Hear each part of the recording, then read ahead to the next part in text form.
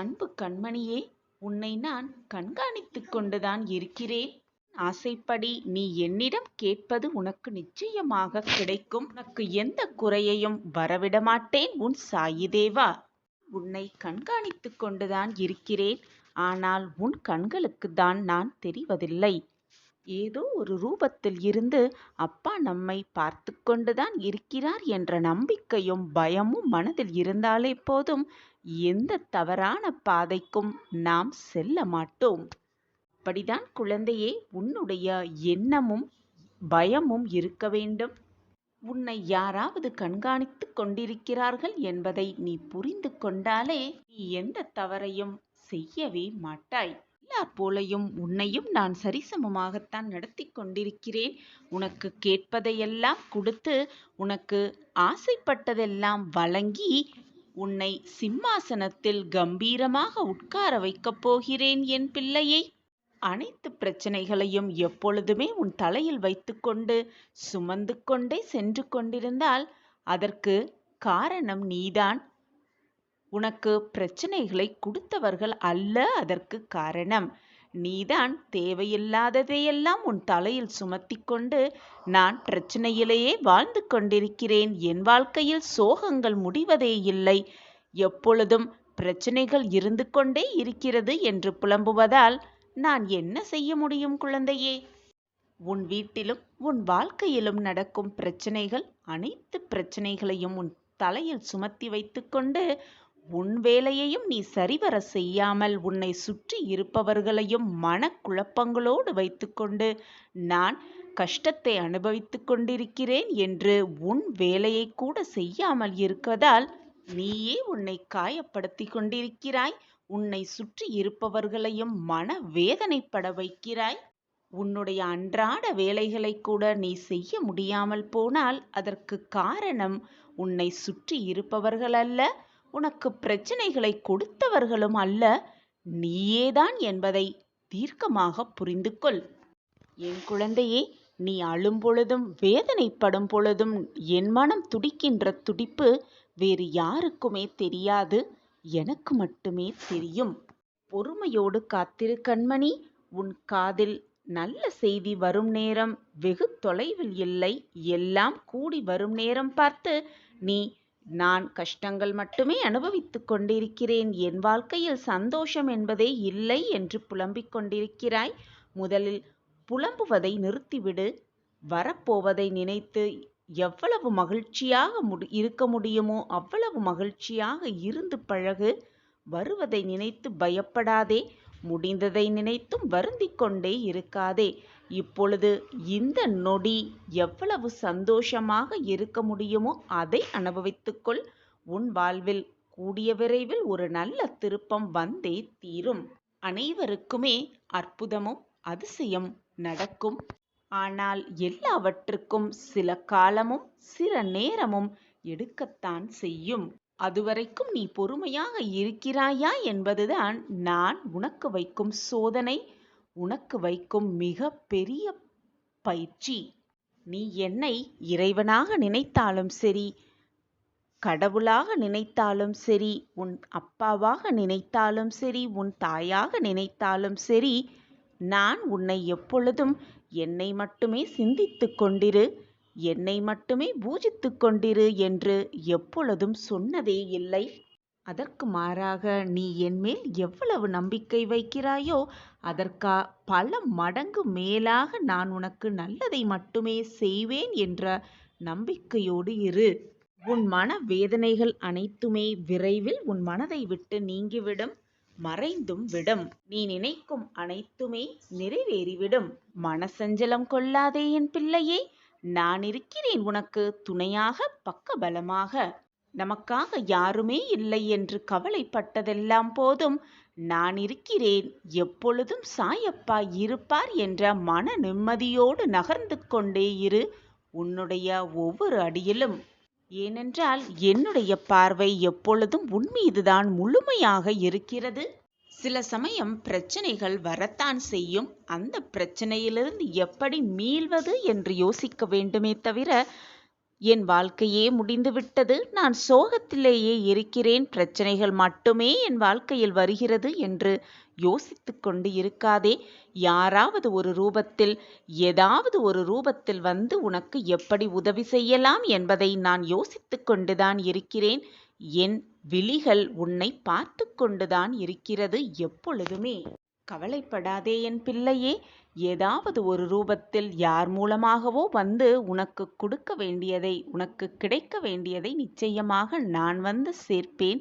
இது உன் சாயப்பாவின் சத்திய வாக்கேதான். நான் உன்னை பார்த்து விட்டேன். முழுமையுமாக என்னுடைய பார்வை உன் மீது விழுந்து விட்டது. இனி என் ஆசி உனக்கு எப்பொழுதுமே இருக்கும். என் மேல் முழுவதுமாக நம்பிக்கை வை. நான் இருக்கிறேன் பிள்ளையே. எப்பொழுதுமே சில காரணங்கள் உன்னை மகிழ்விப்பதாகவே இருக்காது. நீ எதை இல்லை என்று நினைக்கிறாயோ அதுதான் ஒரு காரணமாக உன் கண்முன்னே வந்து நிற்கும். இது சாதாரணமானவர்களுக்கு புரியவே புரியாது. அனுபவப்பட்டவர்களுக்கு மட்டுமே இது புரியும். அப்பா சொல்வதின் சூட்சமும் புரியும். குழந்தையே, உன் வீட்டில் பல நாட்களாக இருந்த துன்பமும் கஷ்டமும் இனி மகிழ்ச்சியாக மாறும். என் பிள்ளைக்காக ஒரு நல்ல நாளை பார்த்து வைத்திருக்கிறேன். இது சர்வ நிச்சயமாக உன்னுடைய மாறுதல்களுக்கான நேரம்தான். சந்தோஷம், மகிழ்ச்சி, ஆனந்தம் இருக்கும் இடத்தில் வாழ நினைப்பதை விட நீ இருக்கும் இடத்தில் அந்த சந்தோஷத்தை, அந்த ஆனந்தத்தை, அந்த மகிழ்ச்சியை உண்டாக்கு. உன் வாழ்க்கையில் ஒரு நிறைவு நிச்சயமாக இருக்கும். உன்னுடைய கடந்த கால வாழ்க்கையை பற்றி நீ சிந்தித்தால் உனக்கு ஏமாற்றமும் கோபமும் தான் மிக அதிகமாக வருகிறது. அதே போல உன்னுடைய எதிர்காலத்தை பற்றி நீ சிந்தனை செய்யும் பொழுது பயம், பதற்றம்தான் உன் மனதில் மிக அதிகமாக வருகிறது. ஆனால் எப்பொழுதுமே நீ நினைத்து கொண்டிருக்கும் உன்னுடைய கடந்த காலமும் உன்னுடைய எதிர்காலம், ஏன் உன்னுடைய இந்த நிகழ்காலம் கூட உன்னுடைய கட்டுப்பாட்டில் இல்லை. அனைத்துமே ஏற்கனவே முடிவு செய்யப்பட்டது, ஏற்கனவே தீர்மானிக்கப்பட்டதுதான் உன் வாழ்வில் நடந்து கொண்டிருக்கிறது என்பதை புரிந்து கொள். என் வாழ்க்கையில் சந்தோஷம், அன்பு, ஆனந்தம், மகிழ்ச்சி எல்லாம் ஒரு சேர கிடைக்க வேண்டும் என்றுதான் உன்னுடைய பிரார்த்தனையாக இருக்கிறது. ஆனால் அந்த நேரம் இன்றும் எனக்கு வரவில்லை என்ற வருத்தம்தான் உன் முகத்தில் மிக அதிகமாகவே தெரிகிறது. ஆனாலும் மனித மனம் எப்படி தெரியுமா? நீ எதிர்பார்த்தது, ஆசைப்பட்டது எல்லாமே உனக்கு கிடைத்தாலும் கூட இன்னும் வேண்டும், இன்னும் அதிகமாக வேண்டும், இன்னும் சந்தோஷம் எங்கு இருக்கிறது என்று உன் மனம் அதைத்தான் தேடிக்கொண்டிருக்குமே தவிர திருப்தி ஏற்படவே ஏற்படாது. ஒன்றை நன்றாக புரிந்து கொள். எப்பொழுதுமே எதிர்பார்ப்பு, சந்தோஷம், பதற்றம், கோபம் என்று எப்பொழுதும் உன் மனதை ஒரு பதட்டத்தோடையே வைத்திருக்கும் இந்த நினைப்பை முதலில் உன் மனதிலிருந்து நிறுத்திவிடு. அதையெல்லாம் விட்டுவிட்டு இந்த நிமிடம் எவ்வளவு மகிழ்ச்சியாக இதை நீ கேட்டுக்கொண்டிருக்கிறாயோ, இதுவரை உன் வாழ்வில் நடந்த சந்தோஷம், இப்படி நீ நினைத்து பார்க்காத பல தருணங்களை உன் மனதில் ஓடவிட்டுப் பார். உன் மனது அப்பொழுது சற்று ஆசுவாசப்படும். உன் மனதை முதலில் நிம்மதியாக வைத்துக்கொள். எதிர்காலத்தை பற்றி பயந்து கொண்டே இருக்காதே. இப்பொழுது இந்த நிமிடம், இந்த நொடி ஆனந்தமாக இருக்க பழகு. நீ நினைப்பதற்கு மேலாகவே உன் வாழ்க்கையில் நிச்சயமாக முன்னேறுவாய். மனிதனின் தீய எண்ணத்தோடு பேசினாலும் செயல் புரிந்தாலும் கூட வண்டி சக்கரம் மாட்டை தொடர்ந்து செல்வது போல துக்கம் அவனை தொடர்ந்து சென்று கொண்டேதான் இருக்கும். எனவே தீய எண்ணத்தை உன் மனதிலிருந்து விலக்கிவிடு. துன்பம் இத்தகையது என்று உணர்ந்தால் நம் துன்பப்படுவோர் அனைவரையும் நம் சகோதரர்களாகத்தான் பாவிப்போம்.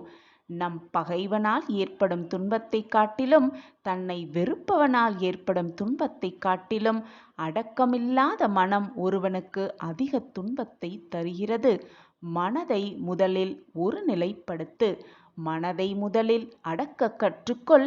மனதை முதலில் நிம்மதியாக வைத்துக்கொள். இப்படி இருந்தால் உனக்கான அற்புதம் உன் வாழ்வில் வந்து கொண்டே இருக்கும். எப்பொழுதும் எல்லா நாளும். எப்பொழுதுமே அதிகமாக ஆசைப்படுவதை விட்டுவிடு.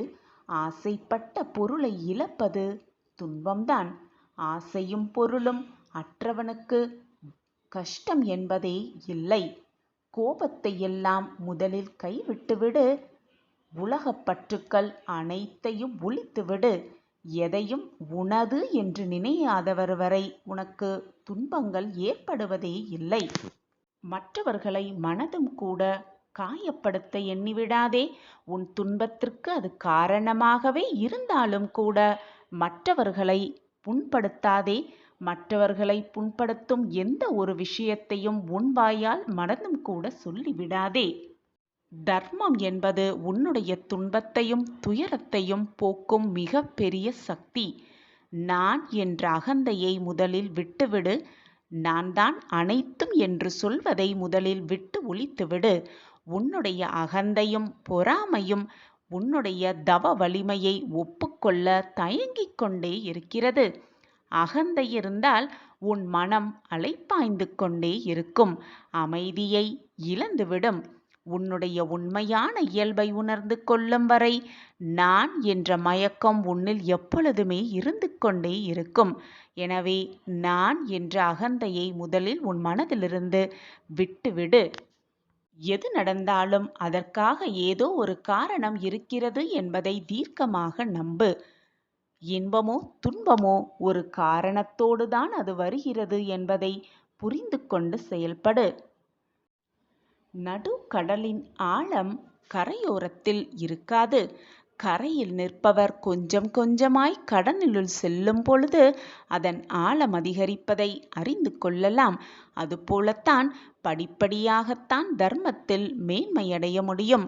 பயிற்சியை தொடர்வதன் மூலமே ஒழுக்கத்தில் உணர்வை காண முடியும். நாம் இன்று தர்மம் செய்துவிட்டோம், நம் வாழ்க்கையில் எல்லா மாறுதல்களும் நிகழ வேண்டும் என்று நீ நினைத்தால் நினைத்தவுடன் எல்லாமே மாறுவதற்கு இது வாழ்க்கையா அல்லது வேறு எதுவாடுமா? நன்றாக சிந்தித்துப்பார். நீ நினைத்தவுடன் எல்லாமே நடந்துவிட்டால், கேட்டவுடன் எல்லாமே கிடைத்துவிட்டால் இறைவனின் அருள் உனக்கு எப்படி புரியும்? அதற்காக உனக்கான நேரம் வரும் வரை பொறுத்திருந்துதான் ஆக வேண்டும். உனக்கான நேரம் வரும் பொழுது உன்னிடம் வர வேண்டியது நிச்சயமாக உன்னிடம்தான் வந்து சேரும். உன் வாழ்க்கை உனக்கானதே. மறந்தும் கூட உன் வாழ்க்கையை யாரும் வாழ முடியாது. மற்றவர்களுக்காக நீயும் அவர்கள் வாழ்க்கையை வாழ முடியாது. இதுதான் வாழ்க்கையின் சாராம்சம். உண்மையானவர்களாக திகழ்வோம். மற்றவர்களுக்கு எப்பொழுதும் உண்மையாகவே இருப்போம். லட்சியத்தை உன்னால் பின்பற்ற முடியவில்லை என்றால் உனது பலவீனத்தை நீ ஒப்புக்கொள். லட்சியத்தை இழிவுபடுத்தாமல் இருக்க கற்றுக்கொள். லட்சியத்தை தாழ்ந்த நிலைமைக்கு கொண்டு செல்ல எவருமே வேண்டாம். எப்பொழுதும் ஓடிக்கொண்டே இரு, முன்னேறிக்கொண்டே இரு. முறையற்ற ஒரு செயலை செய்து நீ நினைத்தாலும் கூட அதற்காக நீ திரும்பி பார்க்க வேண்டாம். மறந்தும் கூட முன்வைத்த காலை பின் வைக்க எண்ணாதே. அவை போன்ற தவறுகளை முன்பு செய்யாமல் இருந்திருந்தால் இன்று நீ இருக்கும் நிலையை அடைந்திருக்க முடியும் என்று இப்பொழுது உனக்கு புரிகிறதா? அந்த தவறுகளே நீ அறியாமலே உனக்கு வழிகாட்டும் தெய்வங்களாகும். உன் நிலை எப்படிப்பட்டதாக இருந்தாலும் அதை குறித்து நீ கவலைப்படவே வேண்டாம். உன்னுடைய இலக்கை தைரியமாக பிடித்துக்கொள். முன்னேறியபடியே இரு. ஓடிக்கொண்டே இரு. நீ நினைத்து பார்க்க முடியாத அதிசயமும் அற்புதமும் உன் வாழ்வில் நிகழ்ந்து கொண்டே இருக்கும். உன் வாழ்க்கைக்கான நல்ல நல்ல வழிகாட்டியாகவும் இருக்கிறேன். உனக்கு நிவர்த்தியும் செய்கிறேன். யாரை நீ தேடி செல்கிறாயோ அவர்களாகவே நான் நின்று உன்னை வரவேற்கிறேன். எனக்கு பிரியமானவர்களே உனக்கு ஆசி கூறுவார்கள். அந்த ஆசிர்வாதத்தை வழங்குவது உன் சாயிநாதரே என்பதை அறிந்து கொள். உன்னுடைய சோதனை காலத்திலும் யாரேனும் உன்னோடு பயணித்தால் அதுவும் நானே. யாராவது உனக்கு ஆறுதல் வார்த்தைகள் அளித்தாலோ அல்லது அன்பான உபதேசங்களை செய்தாலோ அதுவும் நானே. அவர் வாய் மொழியிலிருந்து வருவது என்னுடைய சொற்கள் என்றே அறிந்து கொள். உன் வீட்டில் இருக்கும் சந்தோஷம்தான் மிக அவசியம். அந்த சந்தோஷத்திலிருந்துதான் உனது கஷ்டம் நீங்குவதற்கான வேகமும் இருக்கிறது என்பதை புரிந்து கொள் என் பிரியமே.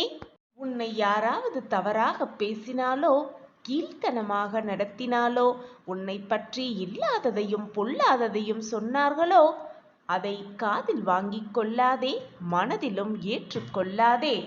அவர்களுக்கு எங்கே எப்போது எப்படி பதில் சொல்ல வேண்டுமோ அங்கே அப்போது அப்படி நான் பதில் சொல்லுவேன்.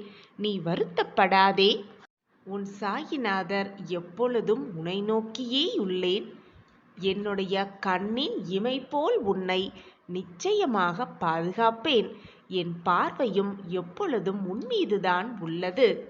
நான் உன் அருகில் இருக்கும் பொழுது காற்று உன்னை கலைக்காது, கஷ்டம் உன்னை நெருங்காது, துன்பம் உன்னை வேதனைப்படுத்தாது, தீ உன்னை சுடவே சுடாது.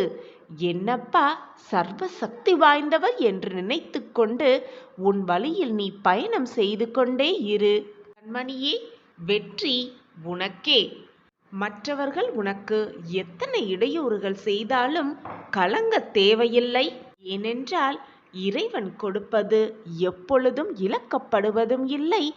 மனிதன் கொடுப்பது எப்பொழுதும் நிரந்தரமாக இருந்து விடுவதும் இல்லை. என் பிரியமான பொக்கிஷத்தை உன் சாயப்பா சுமந்து பொக்கிஷமாக காப்பேன். உன் தாயாக தகப்பனாக அனைத்துமாக இருந்து உன்னை கண்ணின் மணி போல் எப்பொழுதும் காப்பேன் உன் சாயிநாதர். உன் வாழ்க்கைக்கு அனைத்துமாக எப்பொழுதும் நான் உனக்கு துணை நிற்பேன். உன் துன்பங்கள் அனைத்தையும் நான் சுமப்பேன். என்னுடைய பாதங்களில் உன்னுடைய வேதனைகள் அனைத்தையும் போர்த்துவிட்டு மகிழ்ச்சியாக வாழ துவங்கு. விரைவில் உன் வாழ்வில் உள்ள இருளெல்லாம் நீங்கி வெளிச்சம் பிறக்கும். உனக்கு நல்ல விடியல் உண்டாகும். இனி நீ சுபிக்ஷமாக வாழப் போகிறாய். உன் சாயப்பா இருக்க உனக்கு என்ன பயம்? கலங்காதே என் கண்மணியே. நான் உன்னை எப்பொழுதும் கைவிடவே மாட்டேன். உனக்கான வெற்றி பாதை உருவாகிக் கொண்டே இருக்கிறது. என்றுமே கலங்காதே. நீ சுபிக்ஷமாக வாழப்போகிறாய். உனக்கு துணையாக எப்பொழுதும் உன் அப்பா உன் அருகிலேயே இருக்கும் பொழுது வீணாக உனக்கு ஏன் இந்த மனக்குழப்பம்? நம்பிக்கையோடும் பக்தியோடும் யார் என்னை வந்து சரணடைகிறார்களோ அவர்கள் நீர் போய் கடலில் எப்படி கலக்கிறதோ அதுபோல என்னிடம் வந்து சரணடைந்து விடுகிறார்கள், கரைந்தே விடுகிறார்கள். என் மீது உங்களின் சுமைகளை எல்லாம் வைத்து விடுங்கள். நான் அதை தாங்கி உங்களுக்கான அபயத்தை நிச்சயமாக வழங்குவேன். உடலால் உலகத்து தேவைகளை செய்து கொண்டே மனதை இறைவனுக்கு அர்ப்பணித்துவிடு என் குழந்தையே. இறைவன் கருணையுள்ளவர்.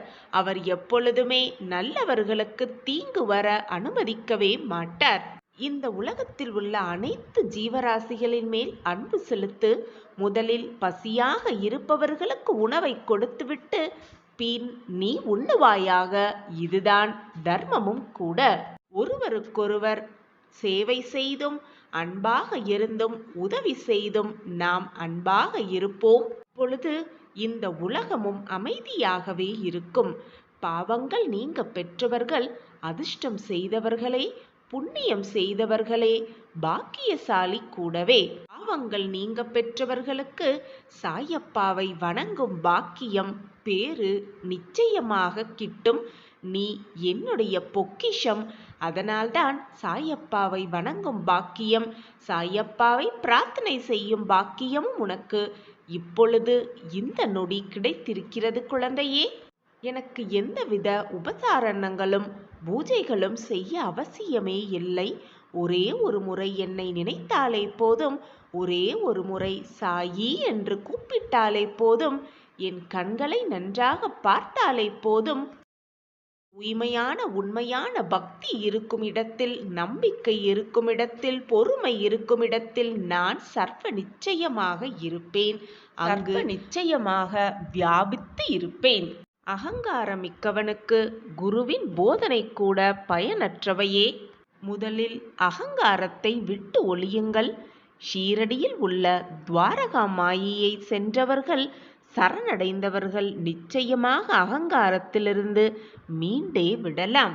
உன்னுடைய வாழ்க்கையின் மிகப்பெரிய எதிரியே உன்னுடைய கோபம்தான். கோபமால் அழிந்தவர்கள் பல பேர் இருக்கிறார்கள். கோபத்தினால் வாழ்க்கை இழந்தவர்களும் பல பேர் இருக்கிறார்கள். என் குழந்தையே, எது நடந்தாலும் கோபப்படாதே, நிதானமாக சிந்தனை செய். பொழுது உன் வாழ்க்கையில் அதீதமான மகிழ்ச்சியை நீ அடையலாம். நீ எவ்விதம் என்னை நம்புகிறாயோ அவ்விதமாகவே நான் உன்னை முழுமையாக ஏற்றுக்கொள்கிறேன். அதனால் நம்பிக்கையே அடித்தளம். நம்பிக்கையாக இரு, பக்தியாக இரு, பொறுமையாக இரு. அனைத்தும் உனக்கு ஜெயமாகும். நீ தொட்டதெல்லாம் துவங்கும், கேட்டதெல்லாம் கிடைக்கும், நினைத்ததெல்லாம் நிறைவேறும். பேராசையும் இறைவனும் எதிரெதிர் துருவங்கள் குழந்தையே. எங்கு பேராசை நிலவிக் கொண்டிருக்கிறதோ அங்கு எந்த கடவுளும் இருப்பதே இல்லை. பேராசையை முதலில் ஒழித்துவிடு. என்னை தீர்க்கமாக நம்பி செய்யும் எந்த செயலும் வீணாக போனதாக சரித்திரமே இல்லை. என் குழந்தையே,